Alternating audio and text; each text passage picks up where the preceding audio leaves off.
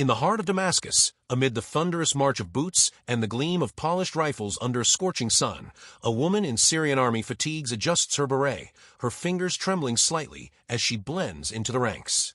The year is 2006 and Syria, under the iron grip of Bashar al-Assad, parades its might to the world, tanks rumbling, jets roaring overhead, a display of power masking secrets buried in the desert sands.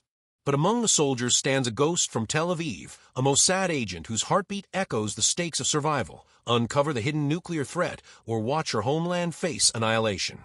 As the crowd cheers, she whispers a silent prayer to the memory of her grandparents, Holocaust survivors, vowing that history's horrors will not repeat on her watch. March 7, 2007. Vienna, Austria.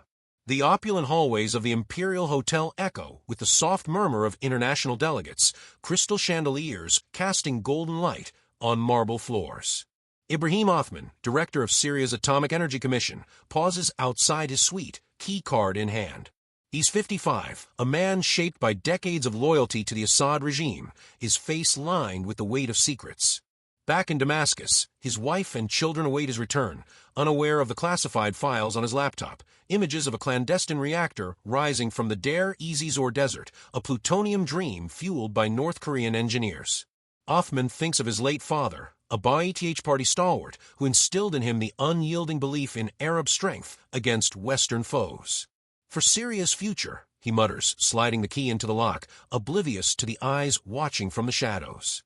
The emotional stakes grip Othman tightly. Success in this nuclear venture could elevate Syria in the Arab world, countering Israel's dominance and securing Assad's legacy amid the chaos of post-9/11 geopolitics.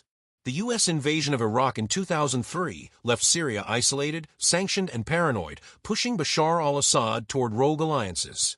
North Korea, desperate for cash after its 2006 nuclear test, provided the blueprints and expertise for Al-Kabar, a site disguised as an agricultural facility but humming with forbidden ambition. Global tensions simmer, the Iran nuclear deal debates rage, Hezbollah arms flow through Syrian borders, and Israel, still reeling from the 2006 Lebanon war, views any WMD proliferation as an existential red line. Failure for Othman means not just personal disgrace, but potentially Assad's wrath, a regime where dissent vanishes in midnight arrests. Across the corridor, Nina, code name for one of Mossad's elite female operatives, feigns distress beside a silver suitcase. She's 28, born in Haifa to Iranian Jewish immigrants who fled the 1979 revolution, their stories of persecution fueling her resolve. Nina's personal moment unfolds in the quiet before action. She touches a hidden locket containing a photo of her younger brother, killed in a Hezbollah rocket attack during the 2006 war. "This is for you," she breathes, tears genuine, drawn from the well of grief that Mossad psychologists honed into a weapon. Her training in Qaidan, Mossad's Special Operations Unit, prepared her for this. Months of immersion in Persian and Arabic dialects, psychological profiling, gadgetry like the key-copying device concealed in her palm. The plan, part of Operation Orchard, began months earlier in Damascus. In August 2006, during Syria's grandiose Army Day parade in Cajun Square, Nina and her team, the trio, Nina, Marilyn, and Kira, fictional composites drawn from Mossad's unsung heroines like those in the Wrath of God Ops, had first struck. Disguised as female Syrian soldiers in olive green uniforms, berets pulled low, they infiltrated the ranks. Syria's military, though male-dominated, included auxiliary female units for logistics and parades, a crack Mossad exploited through forged IDs procured via Kurdish informants in northern Syria. The parade, a spectacle of Soviet-era tanks and marching battalions under Assad's reviewing stand, celebrated the regime's defiance amid UN probes into Rafiq Hariri's 2005 assassination. Nina marched in step, heart-pounding as brass bands blared, the crowd's chants of "Long live Assad" drowning her thoughts. Her role, get close to a mid-level officer linked to Othman, plant a tracking device in his ceremonial sash during the chaotic post-parade mingle. The tension was visceral, one wrong accent, one suspicious glance from security, and it's a Syrian prison torture, execution like Eli Cohen in 1965. Cohen, Mossad's legendary spy who infiltrated Damascus high society in the 1960s, attending military events and relaying bunker locations that aided the 1967 Six-Day War, loomed as inspiration. But for Nina, the human cost loomed larger.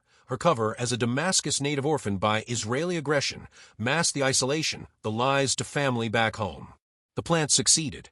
The tracker led to Othman's movements, pinpointing his Vienna trip for an IAEA conference.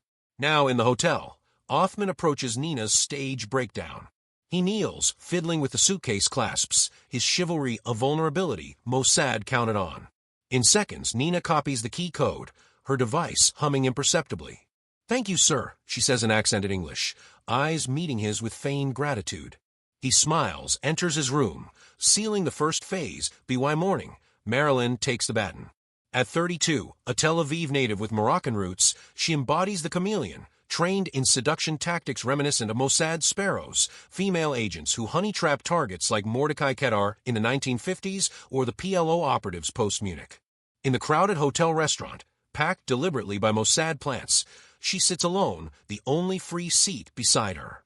Othman joins and conversation flows. She's a jilted tourist, heartbroken, vulnerable. Her invitation to dinner at Silvio Nickel, a gourmet spot overlooking the Danube, is accepted. The emotional layer deepens for Marilyn. She recalls her own lost love, an IDF pilot downed in Lebanon, channeling real pain into the role. Backup teams lurk, agents in vans, snipers on rooftops, ready for extraction if compromised. As they dine, Kira slips into action. The youngest at 26, of Russian Jewish descent, she's the tech savant, cracking codes in simulations back at Mossad HQ in Herzliya. With male partner Eyal, she enters Othman's suite using the copied key. Heart racing, they rifle through belongings, finding a laptop. Kira bypasses the password in minutes, downloading 35 photos, the Al-Kabar reactor's concrete shell, cooling systems, North Korean faces beaming beside Syrian technicians. The evidence is damning. Plutonium production halls modeled after Yongbyon, North Korea's site. They restore everything, exit cleanly. The data rushes to Israel. In Tel Aviv, Mossad director Meir Dagon briefs Prime Minister Ehud Olmert in a secure bunker. Dagon, a grizzled veteran of Entebbe and Sabra operations, slams the photos on the table. This is it, Syria's bomb factory. The stakes escalate. Israel, surrounded by foes, Hamas in Gaza, Hezbollah in Lebanon, cannot allow a nuclear Syria. The U.S., bogged down in Iraq, urges caution, but Olmert decides strike. The human toll weighs, pilots risking lives, potential retaliation sparking war. As spring turns to summer, preparations intensify. Commandos from Sayeret Makal infiltrate Syria's desert, laser-guiding targets. Nina, Marilyn, and Kira debrief in safe houses, their bonds forge in fire, but the isolation bites, missed birthdays, strained marriages. By September 6, 2007, F-15s and F-16s roar over Al-Kabar, bombs obliterating the reactor in a fireball. Syria denies, covers up with earth movers, but the threat vanishes. Yet the shadows linger. Assad ramps up security, purges suspects. For the trio, victory is silent. No parades, just the knowledge they averted catastrophe. In Damascus, parades continue, but now with wary eyes scanning the ranks. September 5, 2007. Tel Aviv, Israel. The underground operations center beneath Mossad headquarters hums with restrained urgency, screens flickering with satellite feeds and encrypted channels. Meir Dagon, the Mossad director whose face bears the scars of Yom Kippur war battles, stands before a secure briefing room, his voice gravel-rough from years of chain-smoking and hard decisions. He's 62, a man who lost an eye in combat and rebuilt his life around Israel's survival, haunted by the intelligence failures of 1973 that cost thousands of lives. Tonight, he thinks of his grandchildren asleep in nearby neighborhoods, vulnerable to the shadows he chases. "We have one window," he says to the assembled team leads, including the trio's handler. "The reactor goes hot soon, plutonium production starts, and we lose the clean shot. No fallout, no escalation we can't control. The emotional weight settles heavy. Strike too soon, risk war with Syria and its allies. Wait and face a nuclear-armed Assad regime, tipping the balance against a nation still scarred from Holocaust echoes." The Vienna hall from Othman's laptop. Those 35 interior photos, North Korean technicians grinning beside Syrian officers, the reactor hall's unmistakable design mirroring Yongbyon, confirmed everything. Analysts in Herzliya pored over them for weeks, cross-referencing with defector testimonies and intercepted shipments. The global context presses relentlessly. Bush's America, mired in Iraq, reluctant for another front. Iran's Ahmadinejad accelerating enrichment, funneling cash to Assad as a hedge. Hezbollah, rearmed after the 2006 war, looms on the northern border, rockets pointed south. For Dagon, the human cost is personal. Agents like Nina, Marilyn, and Kira, whose lives hang on flawless execution.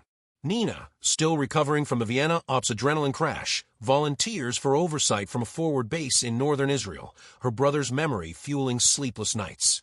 Planning accelerates through summer. Sayeret Makel Commandos, Israel's elite Tier 1 unit, conduct clandestine insertions into the Deir ez-Zor desert. In July, a small team helicopters in under cover of darkness, evading Syrian patrols to collect soil samples around Al-Kabar. Traces of processed uranium confirm the worst, no peaceful intent. One commando, a young sergeant from a kibbutz near Gaza, nearly steps on a minefield remnant from old conflicts. Extraction is tense, rotors whipping sand as Syrian searchlights sweep nearby. Back home, his mother waits for calls that never detail the risks, the toll of secrecy fracturing families. Olmert convenes the security cabinet repeatedly, debates raging. Defense Minister Ehud Barak, a former Sayeret commander himself, pushes for delay, gather more allies, pressured diplomatically. Olmert, haunted by the Lebanon War's fallout, overrules. We act alone if needed. History won't forgive hesitation. Pilots from the 69th Squadron train relentlessly on F-15I RAMS and F-16I Sufas, simulating low-level runs along the Mediterranean to mimic the approach over Turkey's border. Electronic warfare specialists from Unit 8200 prepare to blind Syrian radars, jamming frequencies honed from captured Russian systems. By early September, the pieces align. Weather forecasts predict clear skies over the Euphrates, moon phase minimal for stealth. The trio contributes final threads. Maryland's European contacts leak Syrian troop rotations. Kira analyzes downloaded schematics for structural weaknesses, guiding bomb selections. Nina, in a forward-listening post, monitors real-time chatter, her voice steady relaying confirmations despite the knot in her stomach. Just after midnight on September 6th, 8 jets lift off from Hatzerim and Ramon bases, hugging the sea before veering northeast. They cross into Syrian airspace undetected, radars ghosted by Israeli jammers. Over Al-Kabar, the lead pilot, call sign withheld, a father of 3 thinking of bedtime stories postponed, acquires the target. Precision-guided munitions release. 17 tons of ordnance slam into the reactor core, secondary blasts erupting in chain reactions. The building collapses inward, a fireball illuminating the desert night briefly before dust swallows it. Arizona, the code word crackles over comms, mission success. Jets egress cleanly, no losses. In Damascus, Assad awakens to frantic reports. Denial follows swiftly, struck site, unused military building. Bulldozers rush in days later, burying debris under tons of earth, paving over scars. IAEA demands access, Syria stonewalls. The world murmurs but moves on, no radiation release, no escalation. For the operatives, relief mixes with exhaustion. Dagon briefs Olmert at dawn, it's done. The threat ends here. But the human echoes linger, pilots debriefing in silence, agents like the trio dispersing to anonymous lives, carrying the unseen burden. Syria's program crumbles, North Korea's exports curtailed under scrutiny. Yet shadows shift, Iran watches, learns, hardens its facilities underground. In the quiet aftermath, Nina stands on a Tel Aviv rooftop, Mediterranean breeze cooling her face. The locket with her brother's photo feels lighter tonight, but the cost, the isolation, the moral gray of deception remains. Israel's survival secured once more at prices paid in the dark. October 2007. Damascus, Syria. The autumn sun hangs low over the Umayyad Mosque, its golden domes catching the last light as the call to prayer drifts across the city. In a secure compound near the presidential palace, Bashar al-Assad sits alone in a dimly lit office, staring at satellite imagery spread across his desk, before and after shots of Al-Kabar, the once concealed reactor, now a cratered ruin buried under hastily poured concrete. He's 42, slender behind wire-rimmed glasses, the ophthalmologist turned dictator whose inheritance weighs heavier than ever. His father, Hafez, built this regime on fear and defiance. Now, in the ashes of Deir ez-Zor, Bashar feels the sting of humiliation. He thinks of his wife Asma, British-born and elegant, waiting upstairs with their young children, Hafez, Zain, and Karim, innocents who will grow up in a world where enemies strike from the sky without warning. They think they can humiliate us in silence, he whispers to an empty room, voice cracking with restrained fury. The emotional stakes cut deep. Admit the reactor's existence and invite international condemnation. Deny it convincingly and preserve the facade of strength for a nation already fraying under sanctions and internal whispers of dissent. The regime's response unfolds with calculated restraint. No public acknowledgement, no retaliation. Missiles into Tel Aviv would ignite a war Syria cannot win. Instead, Assad orders purges. Intelligence officers linked to Al-Kabar vanish into Sednaya prison, North Korean contacts expelled quietly, the site sealed and reburied. Scientists scatter, some defect westward, carrying fragments of knowledge that further expose the program's scope. The human cost ripples outward, families left without answers, careers erased, trust eroded in a system where survival demands absolute loyalty. Globally, the silence holds. The U.S., briefed by Israel days before the strike, issues vague statements. Bush administration hawks push for disclosure, but diplomacy prevails. No radiation, no escalation suits a war-weary Washington. The IAEA demands inspections. Syria delays, deflects, rebuilds elsewhere underground. In Israel, the operations architects grapple with aftermath in private. Meir Dagon, chain-smoking in his Tel Aviv office overlooking the Mediterranean, receives final reports from the trio's handler. The women, Nina, Marilyn, Kira, disperse to separate safe houses, their roles complete, but the adrenaline's echo lingering. Nina returns to Haifa, walking the beach where her brother once played, the locket now tucked away. The strike averted a nuclear nightmare, yet victory feels hollow, no public acclaim, only the knowledge of lives preserved unseen. Marilyn, in a Jerusalem apartment, pours wine alone, replaying the Vienna dinner, Othman's trusting smile, a reminder of deception's intimacy. Kira, the youngest, trains new recruits in Herzliya, her tech expertise now legend in classified circles, but sleepless nights betray the toll. Friends lost to burnout, relationships sacrificed to aliases. Years unfold with Operation Orchard's shadow lengthening. By 2011, as the Arab Spring erupts, Syria's streets fill with protesters chanting for freedom. Assad's crackdown turns brutal, Homs shelled, Dara besieged, while Israel watches warily from the Golan. The destroyed reactor becomes a ghost in regime propaganda, whispered proof of Zionist aggression, fuel for recruitment among radicals. Iran steps deeper into the void, hardening Natanz and Fordow, learning from Al-Kabar's exposure, bury facilities, disperse expertise. Hezbollah's arsenal swells, courtesy of Syrian corridors. In 2018, Israel strikes again, publicly this time, bombing remnants and missile factories in Syria, signaling that Orchard's lesson endures. Declassified fragments emerge. Olmert's memoirs hint at the audacity. Dagon's obituaries praise his tenure's boldest move. The trio's story remains buried. No names, no faces, just composites in training lectures, the parade infiltration, the Vienna seduction, the laptop breach. Female operatives rise in Mossad ranks, inspired by unseen predecessors who marched in enemy uniforms, smiled across dinner tables, cracked codes in stolen minutes. By 2026, the world has shifted yet again. Assad clings to power, propped by Russian jets and Iranian militias, Syria a fractured land of ruins and refugees. Israel's northern border simmers, drones duel over Lebanon, tunnels discovered and destroyed. Young agents study Orchard as doctrine, preemption over reaction, human intelligence fused with precision strikes, the moral gray of acting alone. In a quiet ceremony at Glilit, Mossad's compound, a plaque honors the unnamed who walked among adversaries to safeguard tomorrow. Nina, long retired, attends incognito, eyes tracing the inscription. The desert wind that once carried F-15 exhaust over Al-Kabar now whispers through olive groves back home.